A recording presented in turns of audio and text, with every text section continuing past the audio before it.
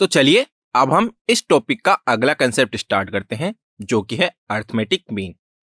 Arithmetic mean को हम M से रिप्रेजेंट करते हैं। तो चलिए अब हम ये समझते हैं कि अर्थमेटिक मीन होता क्या है। मान लेते हैं कि हमारे पास दो नंबर्स हैं, small A and small B. अब यदि हम इन दोनों नंबर्स के बीच में एक और नंबर कैपिटल ए इस प्रकार से इंसर्ट करें कि ये तीनों नंबर मिलकर एक एपी बनाते हैं, तब हमने जो नंबर इंसर्ट किया है कैपिटल ए, वह small A and small B का अर्थमेटिक मीन कहलाता है। अब हम कैपिटल ए की value small A and small B की टर्म्स में फाइंड करते हैं। तो इसके लिए हम क्या करेंगे, हम जानते हैं कि small A, capital A and small B एक एपी बनाते हैं। तब small A and capital A का डिफरेंस यानी कि capital A minus small A और capital A and small B का डिफरेंस यानी कि small B minus capital A, इन दोनों की जो वैल्यूज है वो एक दूसरे के बराबर होनी चाहिए। तो अब हम इस इक्वेशन को सोल्व करके कैपिटल ए की वैल्यू आसानी से फाइंड कर सकते हैं। तो जब हम इस इक्वेशन को सोल्व करेंगे तब हमें कैपिटल ए की वैल्यू ए प्लस बी अपॉन 2 के इक्वल मिलेगी। तो अब हम इस फॉर्मूले का यूज करके डायरेक्ट ही small A and small B के अर्थमेटिक मीन की वैल्यू आसानी से फाइंड कर सकते हैं। इसे हम एक एग्जांपल से समझते हैं। मान लेते हैं कि हमें नंबर्स 10 एंड 20 का अर्थमेटिक मीन फाइंड करना है। तो यहां देखें तो ए की वैल्यू 10 के इक्वल होगी और बी की वैल्यू 20 के इक्वल होगी। अब इन दोनों नंबर्स का जो अर्थमेटिक मीन होगा वह 10 प्लस 20 अपॉन 2 के इक्वल होगा, जिसे सोल्व करने पर हमें 10 एंड 20 का जो अर्थमेटिक मीन है वह 15 के इक्वल मिलेगा। और हम यहां देख सकते हैं कि 10, 15 एंड 20 एक एपी बनाते हैं। यहां देखें तो हमने given numbers small A and small B के बीच में केवल एक नंबर कैपिटल ए इंसर्ट किया है। तो क्या ऐसा पॉसिबल है कि हम गिवन टू नंबर्स के बीच में दो या दो से अधिक नंबर्स इंसर्ट कर सकते हैं और इंसर्ट करने के बाद में जो हमें सीक्वेंस मिलती है वो एक एपी हो? फॉर एग्जाम्पल, यदि हम नंबर्स 3 एंड 12 की बात करें तो यदि इन दोनों नंबर्स के बीच में हम 6 एंड 9 इंसर्ट करें तो हमें एक सीक्वेंस मिलेगी और वो सीक्वेंस होगी 3, 6, 9 एंड 12। अब यदि इस सीक्वेंस के किन्हीं भी टू कंसेक्यूटिव नंबर्स का डिफरेंस फाइंड करें तो वह हमें 3 के ही इक्वल मिलेगा। तो हम कह सकते हैं कि यदि हम 3 एंड 12 के बीच में दो और नंबर्स 6 एंड 9 इंसर्ट करें तो जो सीक्वेंस बन रही है वो एक एपी है। तो यहां से हम कह सकते हैं कि गिवन टू नंबर्स के बीच में हम 2 या 2 से अधिक नंबर इंसर्ट कर सकते हैं, जिससे हमें जो सीक्वेंस मिलेगी वो एक एपी होगी। अब क्वेश्चन यह आता है कि क्या हम ऐसे ही यानी कि रैंडमली नंबर इंसर्ट कर सकते हैं? तो ऐसा हम बिल्कुल नहीं कर सकते। तो अब हम किन्हीं भी दो गिवन नंबर्स के बीच में नंबर्स कैसे इंसर्ट करते हैं यह हम फाइंड करने की कोशिश करते हैं।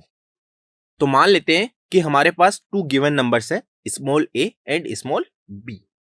अब इन दोनों नंबर्स के बीच में हम n और numbers a1, a2, a3 up to an इस प्रकार से इंसर्ट करते हैं कि इंसर्ट करने के बाद में जो हमें सीक्वेंस मिल रही है वह एक एपी है। अब हम a1, a2, a3 up to an इन सभी की वैल्यूज हम small a and small b की टर्म्स में फाइंड करने की कोशिश करते हैं, क्योंकि हमें केवल small a and small b की वैल्यू ही पता है।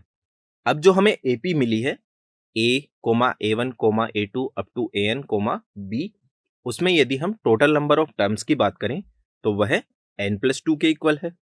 अब माना इस एपी का जो कॉमन डिफरेंस है वो d के इक्वल है। अब इस एपी की लास्ट टर्म की बात करें तो वह n+12th टर्म होगी और इसकी वैल्यू b के इक्वल होगी।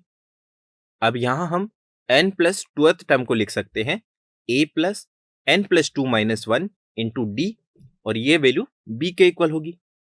अब इस इक्वेशन में देखें तो हमें a पता है, n हमें पता है क्योंकि हमने नंबर ऑफ टर्म्स इंसर्ट की है, d की वैल्यू हमें पता नहीं है और b की वैल्यू हमें पता है। तो इस इक्वेशन को सॉल्व करके हम d की वैल्यू फाइंड करेंगे। जब हम ऐसा करेंगे तब हमें d की वैल्यू मिलेगी b minus A upon N plus 1। अब हम यह देख सकते हैं कि जो हमने एपी बनाई थी उसकी फर्स्ट टर्म पता है हमें, उसकी लास्ट टर्म पता है हमें, और उस एपी के लिए जो कॉमन डिफरेंस है वह भी हम फाइंड कर चुके हैं। तो अब हम a1, a2, a3 up to an की values a, b and n की टर्म्स में फाइंड करते हैं।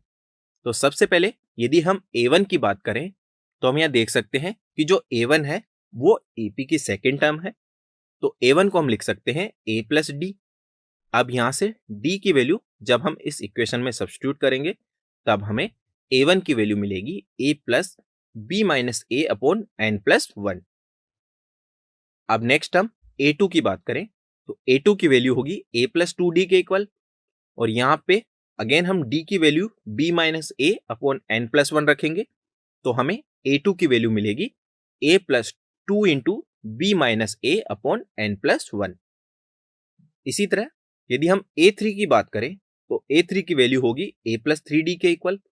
जब हम इसमें d की वैल्यू सब्स्टिट्यूट करेंगे तब हमें a3 की वैल्यू मिलेगी a plus 3 into B minus A upon N plus 1।